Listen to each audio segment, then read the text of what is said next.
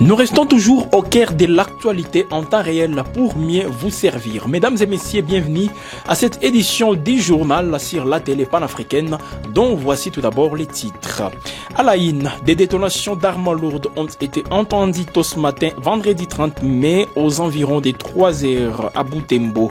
Les forces armées de la République démocratique du Congo, en collaboration avec l'armée ougandaise, les UPDF, ont lancé une opération militaire d'envergure contre les rebelles EDF en territoire de Lubero. Un reportage est à suivre dans ce journal.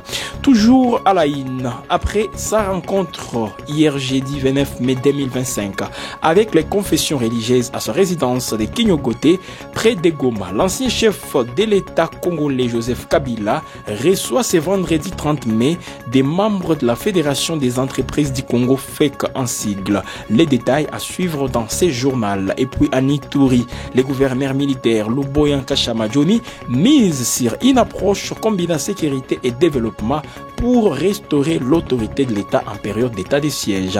Un exemple concret, l'entreprise Africas contribue activement à la modernisation des Bougnans. On se rendra dans la zone à la fin de ce journal.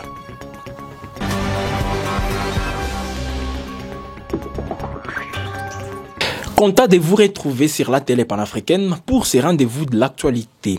Des détonations d'armes lourdes ont été entendues tôt ce matin de ce vendredi 30 mai aux environs des 3 heures à Butembo. Les forces armées de la République démocratique du Congo, en collaboration avec l'armée ougandaise, les UPDF, ont lancé une opération militaire d'envergure contre les rebelles EDF en territoire de Lubero. Pour en savoir plus, l'Afrique Média vous propose ces reportages. Butembo, Nord Kivu, ce matin. Des tirs d'armes lourdes ont réveillé la ville dès 3 heures du matin. L'armée congolaise, le FARDC, en collaboration avec les forces ougandaises de l'UPDF, ont lancé une opération militaire d'envergure contre le rebelle ADF. Nous avons ciblé la zone de Matuna, près de Vuyinga, à l'ouest de Butembo. Les tirs proviennent de Butembo car nos blindés ne peuvent pas franchir le pont sur la route de Moussienene-Vuyinga.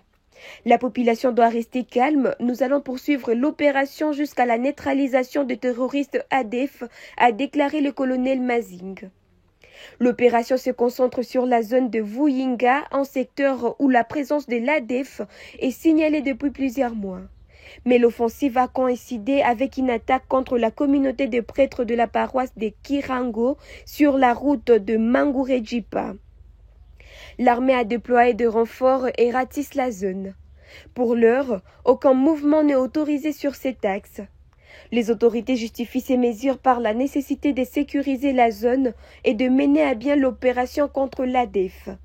Cette offensive conjointe FARDC-UPDF marque une nouvelle étape dans la lutte contre le groupe armé qui sévisse dans l'est de la République démocratique du Congo.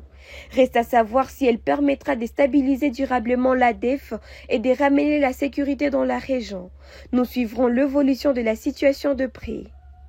L'Assemblée nationale de la République démocratique du Congo a voté hier soir en faveur d'une autorisation d'instruction en charge contre les ministres de la Justice et garde des Sceaux Constant Mutamba. Cette décision fait suite à une requête du procureur général Firmin Vondé concernant un marché de gré à gré pour la construction d'une prison à Kisangani. Reportage. En République démocratique du Congo, l'Assemblée nationale était en session plénière cette semaine, un moment crucial pour l'avenir politique du ministre de la Justice. Au cœur des débats, une demande du procureur général Firmin Vondé qui souhaite ouvrir une instruction à charge contre Constant Mutamba. En cause, un marché controversé, la construction d'une prison à Kisangani. Un contrat de gré à gré d'une valeur de 29 millions de dollars qui suscite de nombreuses interrogations. Une commission spéciale a été mise en place pour examiner la requête du procureur. Après plusieurs jours d'enquête, la commission a rendu son rapport ce jeudi et le verdict est tombé en soirée. Les parlementaires ont accordé l'autorisation d'ouvrir une instruction. Le Zéli estime que les faits sont suffisamment graves pour que la justice puisse faire son travail. La commission a entendu le procureur général pendant 6 heures, puis le ministre de la Justice pendant 5 heures. Le procureur a maintenu ses accusations, pointant du doigt ses virements de 19 millions de dollars à la société Zion Construction sur un compte ouvert la veille de la transaction. Des fonds provenant non pas du trésor public, mais du Frivao, un établissement gérant les réparations de guerre dues par l'Ouganda. Un fonds placé sous la tutelle du ministre Mutamba. Face à ces accusations, Constant Mutamba a reconnu des erreurs et présenté ses excuses. Mais il a surtout dénoncé un règlement de compte, évoquant des relations difficiles avec la première ministre Judith Suminwa. Un climat de travail tendu qui, selon lui, favorise les conflits. Des propos qui fragilisent sa position au sein du gouvernement. L'ouverture d'une instruction judiciaire marque un tournant dans cette affaire. L'avenir politique de Constant Mutamba est désormais entre les mains de la justice. La suite de cette affaire promet d'être suivie de près en RDC. Ce journal se poursuit avec cette nouvelle. Par ordonnance présidentielle, M. John Nyakeru est nommé ambassadeur extraordinaire et plénipotentiaire de la République démocratique du Congo en République d'Afrique du Sud.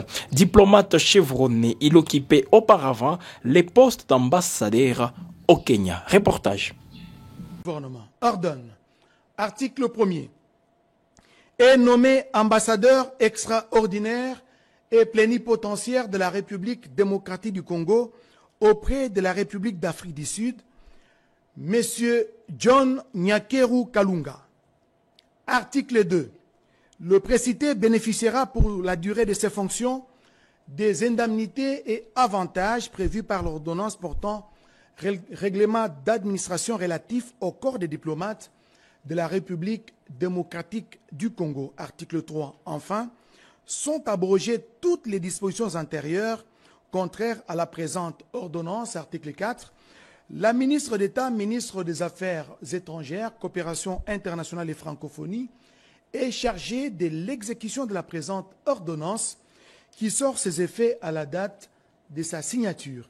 Faite à Kinshasa le 28 mai 2025, Félix Antoine Tshisekedi. Hier soir, le président de la République démocratique du Congo, Félix Tshisekedi, a reçu à la cité de l'Union africaine le ministre de l'Intérieur congolais, Raymond Zéphirin Mboulou. L'émissaire portait un message de son homologue, le président congolais Denis Sassou Nguesso. Les détails de cette rencontre n'ont pas encore été divulgués, mais tout de même, nous vous proposons ces reportages pour d'autres précisions.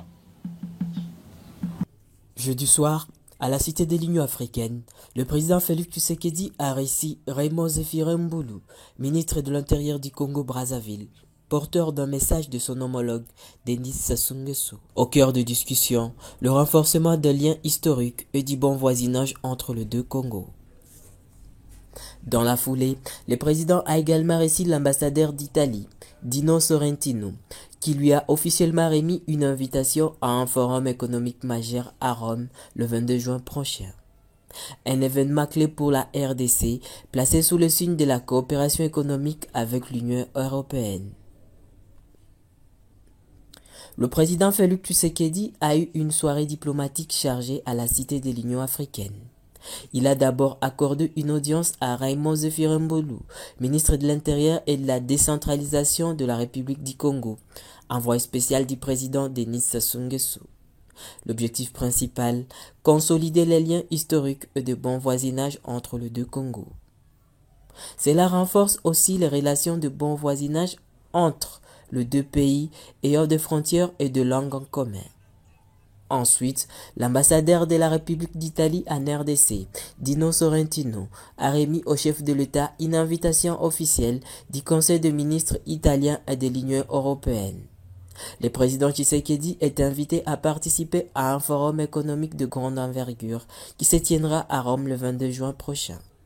Un rendez-vous crucial pour la RDC qui cherche à renforcer ses partenariats économiques avec l'Europe. C'est toujours d'actualité. Après plus d'un an d'exil et de silence, Joseph Kabila apparaît pour la première fois en public à Goma, dans l'est de la République démocratique du Congo. Pas de déclarations publiques, mais l'ancien président de la République a rencontré plusieurs chefs religieux. C'était hier, jeudi 29 mai 2025. Son entourage disait qu'il était à Goma depuis lundi, mais c'est seulement ce jeudi que Joseph Kabila s'est montré à la presse. Une rencontre avec plusieurs chefs religieux, sans pour autant faire de déclaration. L'ancien président de la République nous a appelés pour exprimer son souhait de voir la paix revenir. Nous l'avions dit de jouer le rôle d'arbitre pour que la paix revienne. Parce que pendant 18 ans, il a bâti un travail de titan que l'on ignore. Après plus d'un an d'exil, l'ex-président congolais est donc de retour dans le pays. Dans l'est de la RDC, certains membres de la société civile saluent sa visite. Il a géré le pays pendant beaucoup de temps de crise. Il peut avoir aussi l'expérience pour des questions pareilles. C'est depuis longtemps que nous, la société civile, nous avions demandé qu'il y ait un dialogue, qu'on puisse rester sur une même table entre Congolais. On réfléchisse ensemble sur les questions, comment sortir sur cette voie de crise qui nous guette. À Kinshasa, le coup médiatique de l'ancien président suscite les critiques. Certains dénoncent une trahison de l'ancien président. C'est une provocation pure et simple et une déclaration de guerre contre la République démocratique du Congo et ses institutions légalement établies. La présence de Kabila à Goma, c'est aussi une manière de saboter le processus de paix engagé par l'administration Trump entre deux pays qui sont les vrais belligérants du conflit de l'Est, je cite, la République démocratique du Congo ainsi que le Rwanda. Kabila vient de dévoiler sa vraie face des rebelles. Sa venue dans l'est du pays intervient peu après une adresse à la nation remarquée, diffusée sur YouTube, dans laquelle il s'était montré très critique envers la gouvernance du président Félix Tshisekedi. Accusé de complicité avec le M23, l'ex-président est menacé de poursuites judiciaires. Le 23 mai dernier, le Sénat congolais a voté en faveur de la levée de l'immunité parlementaire de Joseph Kabila. Il a annoncé poursuivre dans les prochains jours sa visite dans la capitale du Nord Kivu afin de rencontrer d'autres membres de la société civile de Goma. Après sa rencontre hier avec les confessions religieuses à sa résidence de Kinyogote, près de la ville de Goma, l'ancien chef de l'État Joseph Kabila reçoit ce vendredi 30 mai des membres de la Fédération des entreprises du Congo, FEC en sigle. Les détails de cette rencontre n'ont pas encore été divulgués. Nous suivons l'événement de près et vous tiendrons informés. Après avoir rencontré les représentants des différentes confessions religieuses jeudi à Kinyogote, près de la ville de Goma, l'ancien président congolais Joseph Kabila a reçu ce vendredi les membres de la Fédération des entreprises du Congo, la FEC. Comme avec les leaders religieux, l'objectif de Joseph Kabila est d'échanger sur les défis économiques auxquels le pays est confronté et qui impactent directement les secteurs privés. Selon nos sources, cette rencontre, préparée avec soin, souligne l'importance que Joseph Kabila accorde aux opérateurs économiques. Ils sont considérés comme un pilier essentiel du développement du Nord Kivu, malgré le contexte actuel. La rencontre devrait se concentrer sur la question de la paix et ses implications économiques. La fermeture des banques, de l'aéroport de Goma et la suspension de certaines activités ont fragilisé le tissu économique social. Pour la FEC, cette rencontre est une opportunité cruciale de faire entendre sa voix et d'alerter sur les difficultés rencontrées. Ce journal se poursuit, mesdames et messieurs, avec cette information. La société civile en République démocratique du Congo exprime sa vive préoccupation face à la multiplication des arrestations d'officiers supérieurs. Un consortium d'ONG dénonce une trentaine de militaires mis aux arrêts ces derniers mois sans accès à une assistance juridique pour assurer leur défense. En RDC, le consortium d'ONG de la société civile manifeste sa préoccupation face à l'arrestation en cascade des hauts responsables dans les pays. Ces derniers mois, une trentaine de militaires ont été mis aux arrêts sans aucune possibilité d'avoir une assistance juridique pour se défendre. En 6 mois, 29 généraux ont été arrêtés par les services de sécurité, principalement par les renseignements militaires, selon un consortium d'ONG en RDC. Parmi eux, 27 seraient originaires de l'Est du pays et soupçonnés d'intelligence avec l'ancien régime ou des sabotages d'opérations militaires. À cela s'ajoutent des dizaines d'autres officiers en détention préventive depuis plus de 2 ans sans jugement. Le cas le plus récent est celui du général Pierre Bagnué-Cizé, ancien chef de la sécurité présidentielle de l'ancien régime. Malade, il n'a pas accès à ses avocats ni à sa famille. Des ONG demandent des mesures urgentes pour éviter l'irréparable. Ces organisations alertent aussi sur les risques de torture, des mauvais traitements et de détentions prolongées sans procès. Elles appellent à des procédures judiciaires équitables ou à la libération immédiate des détenus. Dans un contexte de tensions politiques et d'insécurité croissante, les ONG réclament des signaux clairs d'unité, de justice et d'égalité devant la loi. Contactés, les autorités gouvernementales et militaires n'ont pas souhaité réagir. En plus bref, le procureur général, après la Cour de cassation, a introduit un nouveau réquisitoire visant à autoriser les poursuites contre l'ancien ministre des Finances et député national Nicolas Kazadi. L'Assemblée nationale a mis en place une commission spéciale pour auditionner les procureurs Firmin Vondé et les députés Kazadi le jeudi 29 mai. Nicolas Kazadi est poursuivi pour révélation des secrets d'État et propagation des faux bruits concernant les détournements des fonds publics. Direction la capitale Kinshasa, où une table ronde s'est tenue mercredi dernier, organisée conjointement par une délégation des députés européens et le ministère des Affaires sociales, Action humanitaire et solidarité nationale. Au cœur des discussions, la situation critique des femmes victimes des violences et des enfants vivant dans les camps des déplacés. Suivez ce reportage pour en savoir plus. La situation humanitaire en République démocratique du Congo reste préoccupante. Femmes victimes de violences, enfants déplacés. Face à l'ampleur des besoins, une délégation de députés européens s'est rendue à Kinshasa. Ce mercredi, une table ronde a réuni les parlementaires européens et la ministre des Affaires sociales, Nathalie Aziza. L'objectif, évaluer les besoins et déterminer comment l'Union européenne peut renforcer son aide humanitaire. Nous faisons face à des inondations sans précédent qui ont frappé Kinshasa et d'autres provinces. L'aide de l'Union européenne est cruciale pour améliorer l'accès aux soins, à l'eau potable, à la nourriture et à l'éducation.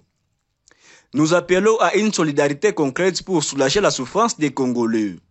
La ministre a également plaidé pour un soutien accru aux enfants vulnérables et pour le respect du droit international humanitaire.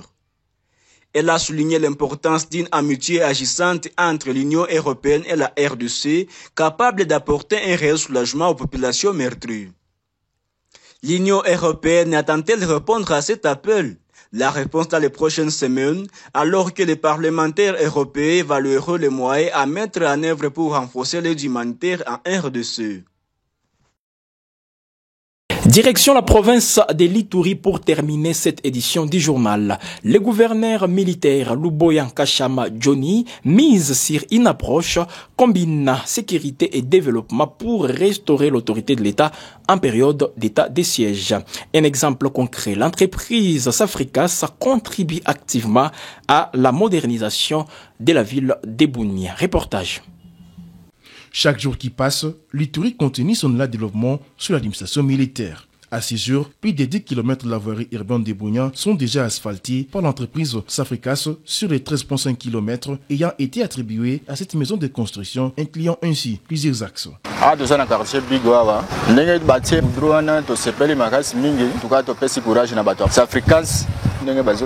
Selon Olivier Moussikando, responsable des Safricas en Ituri, tout en donnant un aperçu sur les chantiers, ces derniers se félicitent des avancées. Nous sommes partis du rond-point Sonas pour Robank, deuxième rue Ituri. Et nous avons pris le rond-point du marché. Nous sommes allés vers le pont Kirikou. Et nous sommes revenus encore au rond-point Sonas pour passer par la prison et aller vers l'hôpital général, en passant par Kappa. Et là, nous attaquons Kassavubu et aussi les boucles de gouvernorat que nous avons déjà réalisées. Voilà, donc à ce jour, ce qui nous reste, c'est juste cette tronçon Kassavubu est terminée, achevée sur délai. Et nous sommes vraiment là-dessus. ça va se terminer. Et continuer beaucoup plus sur Kassavou. Ce jour, nous sommes à 10 km 500. Il nous reste 3 km pour terminer le projet. Donc c'est sur ça que nous sommes. L'asphaltage des plusieurs axes à Bougnan laisse une marque indélébile dans le cœur des habitants de cette ville qui reconnaissent la prouesse de l'état général Luboya Kashama Juni. Mimi nasema merci sana. Tunatoka kupusiere, bitiketi kwa napata pusiere, bakile batakatala, kuuza bitika mambo ya pusiere, mimi nashukuru sana. Gouverneur aikale kukiti milele na milele. Mimi namshukuru sana, Mungu amubariki, Mungu amsaidie aishi milele na milele. Amen. Nous le dirons jamais assez. L'asphaltage des rues de Bougnan facilite aujourd'hui l'intervention sécuritaire et d'un autre côté attire les investisseurs. Vous étiez nombreux branchés sur la télé panafricaine. Mesdames et messieurs, c'est un plaisir justement de vous servir ce vendredi. On vous laisse directement toujours connecté sur la télé panafricaine pour d'autres actualités. Entre-temps, abonnez-vous si ce n'est pas encore fait. Et là, vous serez informé minute par minute si vous activez la cloche des notifications. Bonne journée chez vous.